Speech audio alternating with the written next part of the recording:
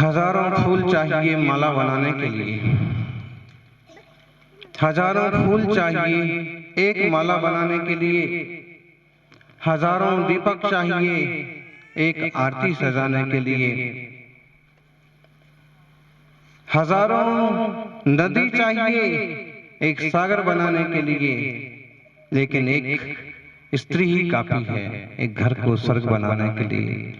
एक माँ ही काफी है एक परिवार को स्वर्ग बनाने के लिए।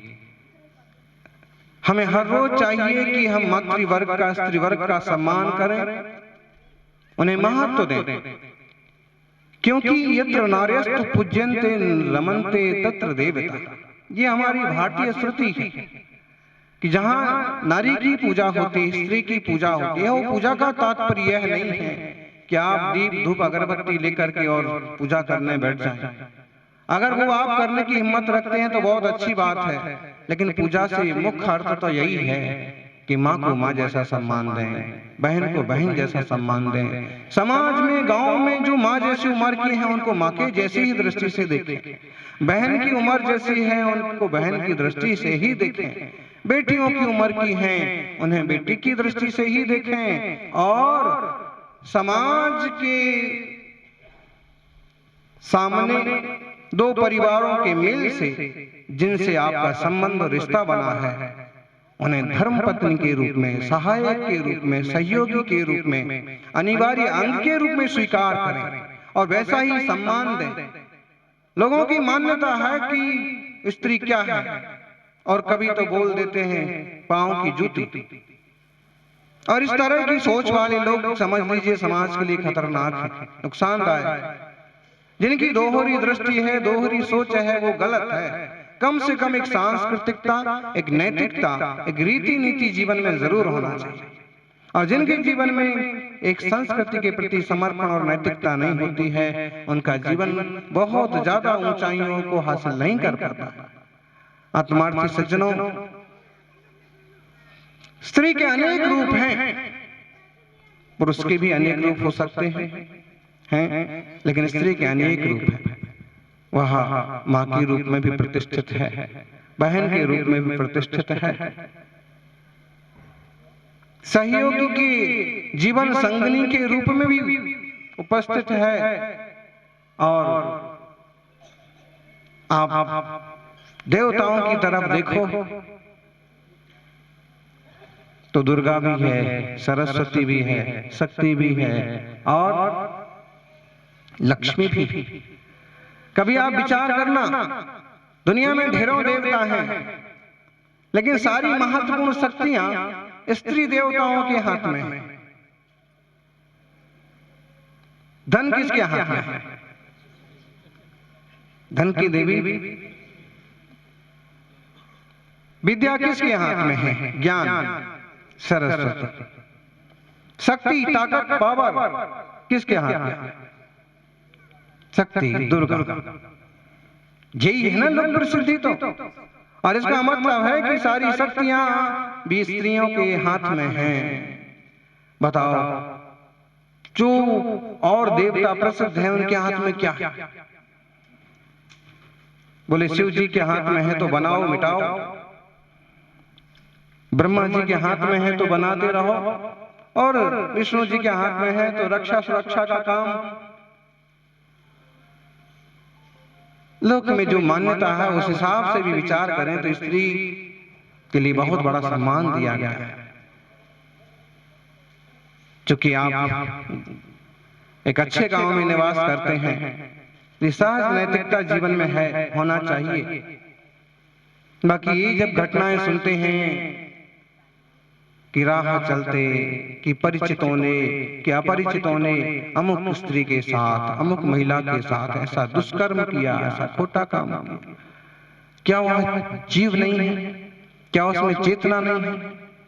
अच्छा, इस तरह के खोटे कदम उठाने वाले लोग ये क्यों नहीं सोचते हैं कि उनकी भी अपनी माँ बहन बेटियां हो सकती हैं, होती ही होंगी, और कम से कम उसी जमीन पर आया है तो माँ तो होगी होगी उसकी। बिना माँ के तो न राम जन्मे, न हनुमान जन्मे, न कृष्ण जन्मे, न बुद्ध जन्मे, न महावीर जन्मे। माँ के बिना तो कोई जनता है नहीं। आदिनाथ भगवान भी किसी मां से जन्मे थे, मरु देवी से, और उनकी स्तुति में मानतुंग जैसे आचार्य कहते हैं कि धन्य है वह मां जिसने आप जैसे बेटे को जन्म दिया। हम कहें कि मरु देवी ना होती तो आदिनाथ ना होते, जिन्हें आज हम पहले तीर्थंकर के रूप में जानते हैं और जिन्हें इतने वर्ष हो गए कि भी विविध रूपों में प्रतिष्ठित हैं। आदिवासी समाज की जो अपन बात करते हैं वो बहुत पुरानी परिकल्पना है, और मुझे लगता है और इतिहास को जब खोजते हैं तो मालूम पड़ता है कि आदिनाथ के काल में जो लोग बसाए गए बसे वो आदिवासी कहलाए। लेकिन इस बात को भी इतने साल हो गए कि इसके हम तथ्य ढूंढने जाएं तो मिलना मुश्किल है।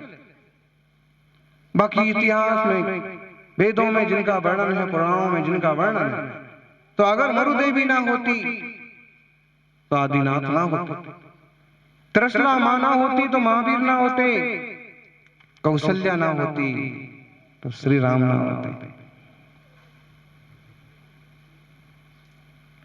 देवकी ना होती तो कृष्ण ना होते,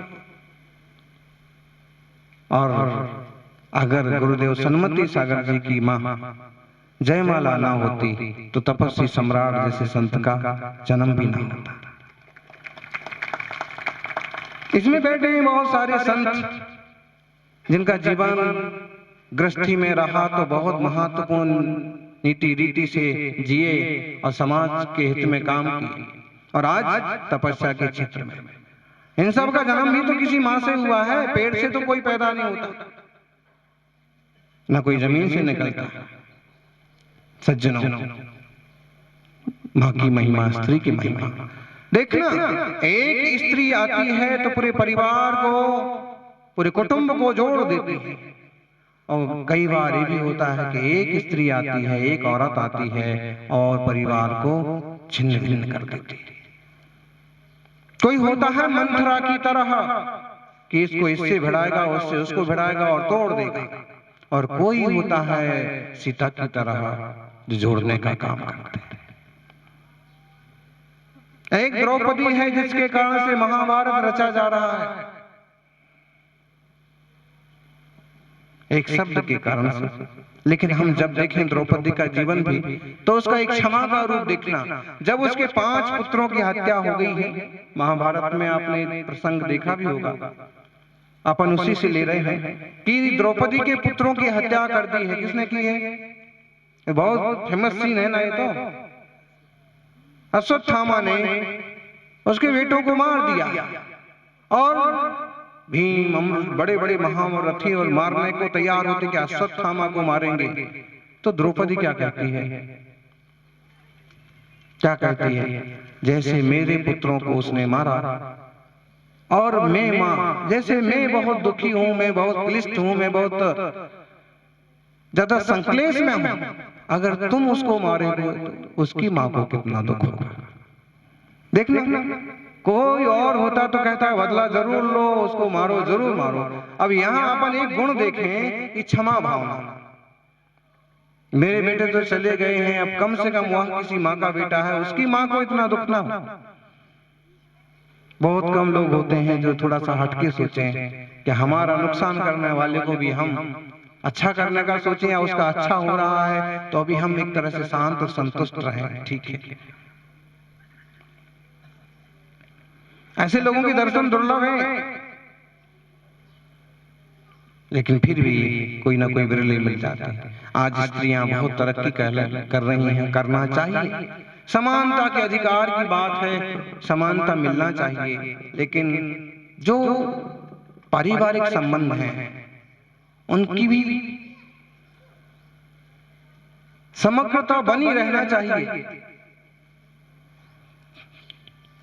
केवल समानता की बात करके आपस में टकराव होने लग जाए परिवार में, स्त्री पुरुष में, तो फिर काम बिगड़ जाता है, जमता नहीं। इसलिए हर क्षेत्र में आगे बढ़े। आजकल तो राजनीति में भी पहुंच गई। वित्त मंत्री कौन है जी? अभी निर्मला सीतारमण। और बहुत बार ऐसे अवसर आते हैं कि राज्यपाल भी स्त्री, मुख्यमंत्री भी स्त्री, ठीक है, अच्छा है कि मातृवर्ग की भी वर्तमान में तरक्की हो रही है, समानता के अधिकार मिल रहे हैं, लेकिन टकराव के कारण ना बने ऐसी एक भावना। एक माँ कहते ना 100 टीचर्स से बढ़ के होती है। छत्रपति शिवाजी के जो संस्कार थे उनकी माँ के संस्कार थे, वो इतने पुरुषार्थी बने कि उस समय उन्होंने जबरदस्त लिया लोहा मुगलों से। और एक लक्ष्मीबाई, कैसी उसकी शक्ति, कैसी उसकी सोच, कि अकेले बल पर अंग्रेजों से दोहा लिया, युद्ध किया। एक चंदना का जीवन था, एक मीरा का जीवन था, ऐसे एक सबरी का जीवन था। ऐसे बिरले बिरले जमाने में समय समय पर एक से एक अच्छे साधक साधिका कहिए अथवा मार्गदर्शन करने वाली स्त्रियां भी बहुत अन्याय हुए हैं स्त्री वर्ग के साथ भी। एक जमाना था जब सती प्रथा होती थी। आज तो अपन को ऐसे लगता है कि क्या पता ऐसा कहीं होता था कि नहीं। एक समय था सती प्रथा, अगर पति मर गया तो पति के साथ पत्नी को भी मरना पड़ेगा। बताइए कोई बात है? आज भी होता है कहीं कोई कोई समाजों में, कोई कोई कि स्त्री को बहुत निचले दर्जे पर देखते हैं और इस टाइप का दंड देते हैं, इस टाइप की बात करते हैं कि जो बिल्कुल उचित नहीं है। सज्जनों, महावीर स्वामी तो यहां तक बात करते हैं कि स्त्री पुरुष की समानता तो होना ही चाहिए। जानवर भी जीव है, उसमें भी आत्मा है, उसको भी एक अच्छी नजर से देखो। उसका जितना यूज उपयोग करना चाहे तो वो उचित है, उतना उपयोग करो, लेकिन उसके साथ दुर्व्यवहार मत करो। समय पर उसको खाना दो, समय पर उसको पानी दो, और परिवार का सदस्य जैसा मान करके उसका यूज करो। मार नहीं सकते उसे काट नहीं सकते, उसे आप दुख नहीं दे सकते। कारण जैसी आत्मा आप में है वैसे उसमें, जैसी चेतना आप में है वैसे उसमें। उसने कोई ऐसा खोटा काम किया था कि आज वो उस योनि में पहुंच गया। एक कुत्ता है अभी संघ में ही चलता है। शांतिनाथ जी से बगवास से प्रतापगढ़ से फिर जहां कहीं भी गए तो आगे पीछे दौड़ करके पहुंचता है। अभी यहां भी अब देखिए इसको ये सब कैसे मालूम पड़ रहा है कि अब गुरुदेव मुनि संघ गया। अभी जो थोड़ा सा उसका आराम का टाइम है वो कहीं भी पड़ा होगा, लेकिन जैसे ही चलेंगे तो कैसे मालूम पड़ रहा है? चेतना है इसमें, जीव। हो सकता है ये कोई ऐसा जीव है कि जिसने मनुष्य पर्याय पाई होगी, मनुष्य होगा और कोई खोटे कर्म किए और आज ऐसा बंद हुआ है कि इस पर्याय में आ गया। बोल नहीं सकता है, बोलने की कोशिश भी करे, कुछ इशारे सारे समझता है, लेकिन उसे कौन समझता है? उसे कौन समझता है? अब आप जैसे देखना कभी कि जो जानवर अपने आसपास रहते हैं ना वो पहचानने लगते हैं, और आप जरा लाड़ करो तो वो भी ज्यादा लाड़ दिखाने लगते हैं। जीव तो है, उसमें भी चेतना है। कोई कर्म बिगड़ गया और आज ऐसी दशा में पहुंच गए। और इसलिए महावीर स्वामी की बात हमें समझ में आती है कि किसी को तकलीफ मत दो, पता नहीं वो कौन से कर्म का फल भोग रहा है और हम उसको कष्ट देकर के हम कौन से आश्रव बंद करेंगे, फिर हम कौन से कष्ट भोगेंगे।